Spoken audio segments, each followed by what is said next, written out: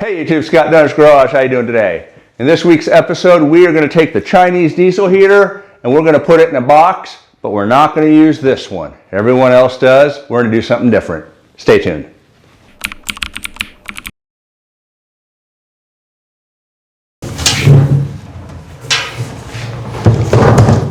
We're using this. Let's get into it. All right, so we have our Harbor Freight tongue box. This is the larger of the two. We have the drill holes in the bottom. This is exhaust. And you have through for the heater itself. Can't really see them well here, but you do have a series of holes for the fuel. And on the back side, we added a hole for the wiring to come out. All right, the core components of the diesel heater, once I disassembled it, is your fuel tank, the heater, the base, exhaust, intake, and fuel line with the fuel pump on top. What I did initially was disassemble the base from the bottom of the pump. On the base, I did have to extend the hole, and then I had to shorten it, so all I did was cut it off, then use a piece of aluminum angle and rivet it back in place. All right, so we put a wire grommet down here, and this is where the wire comes out on the back side, and we added a quick disconnect, and this is off rock lights. All right, so the first part of this is going to be putting the fuel system in.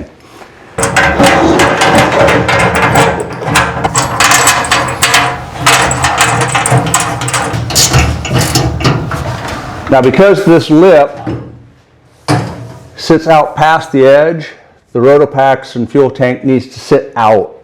So we're going to put some rubber stoppers in.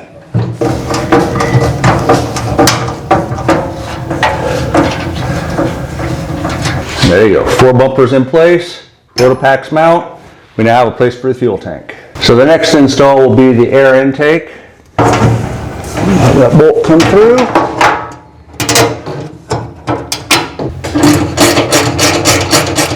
Next step is the heater.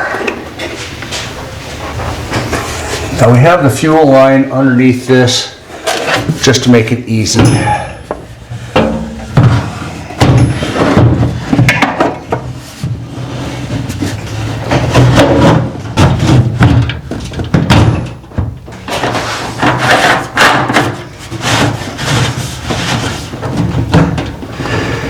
Now these holes are 3 1/4 inch hole saws, but I did have to take a Dremel tool, rotary tool, to enlarge it enough to fit this silicone tube in. Okay, at this point, it's putting in the modified base.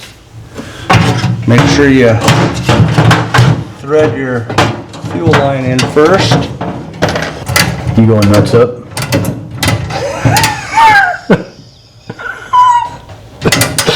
No, it won't ball, Steve. That's down or up. I'd have to ask my wife, she'd let me have him do that.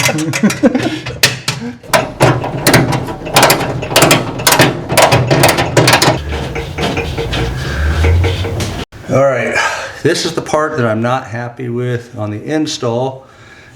This is difficult to line up and work on. Filming it actually makes it easier. The hardest part has been expanding this exhaust tube where it was corrugated to fit this. By rights, it should slide all the way up to here. I just couldn't get it done, and I could not find a tube splitter that is that small.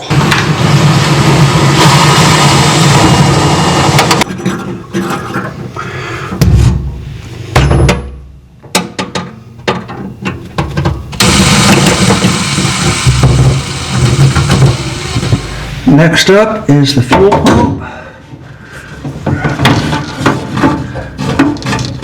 Remember, the key thing on this fuel pump is it needs to be at an angle. Alright, so now all we gotta do is plug stuff in. Alright, so we're gonna take the toolbox, set it on the front of the camper right after we give the dog some tummy rubs.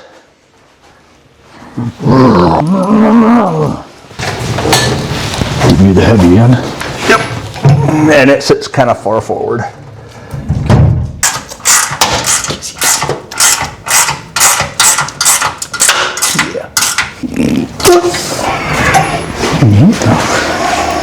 Did I do it right? And for mock-up purposes, we have a gas can. Diesel can's on order. Plenty of clearance right here, so we're not rubbing.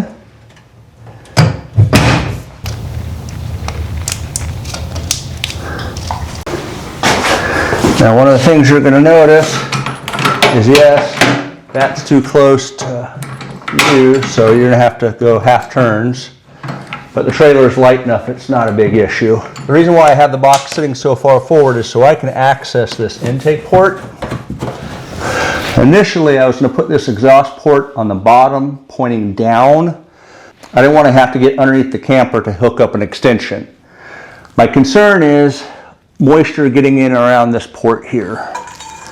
So I found these handy packs. It's just a dust cover.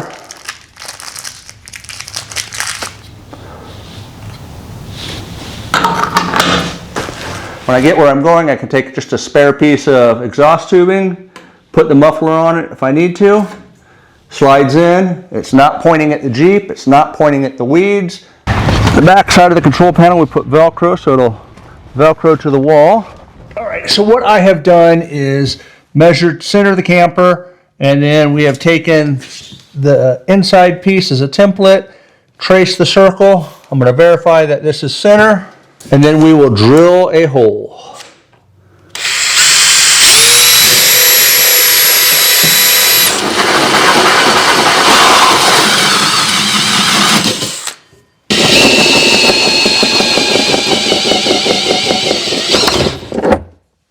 All right, so we have all the holes drilled, but we are running into a problem. The camper is just about 1 3/4 inches thick, and the fitting is 1 inch thick. You're supposed to mount this outside fitting on the outside of the camper with this inside, and then this piece goes inside. And there's a couple snap clips, not sure you can see them, about halfway back. A couple little dimples about halfway back that these holes are supposed to go into, and that locks this all together. However, we are unable to do that because the camper is thicker than that. Per the directions, screw the cap on so you get it orientated right, so it's not crooked when it's being driven down the road. Use the supplied silicone, and they say use the entire tube.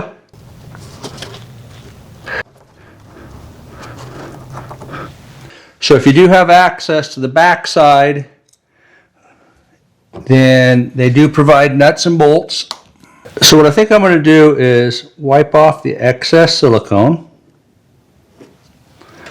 But then I'm going to put it around the edge.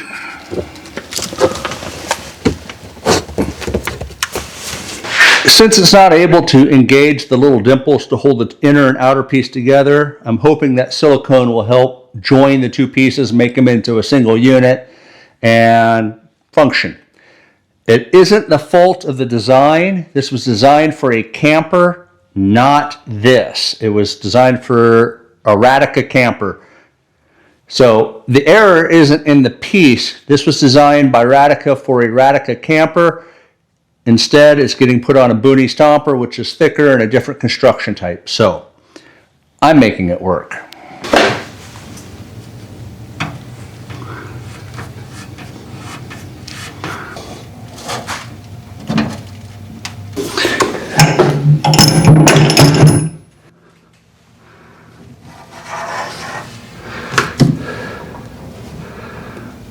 My concern is having enough slack here to fill up. We take this off. Should be able to pull it out to about there. Be able to put fuel in it. I also added a vent to the RotoPax. And that's how I mounted a Chinese diesel heater in the tongue box. It's a clean, compact setup that keeps everything protected. But the install was the easy part. I actually ran into 4 major issues once it was running, including a dangerous fuel leak. Click right here to see how I fix them so you don't make the same mistakes. Thanks for watching. Have a blessed day, and remember, life's an adventure. Go live it. We'll see you in the next video.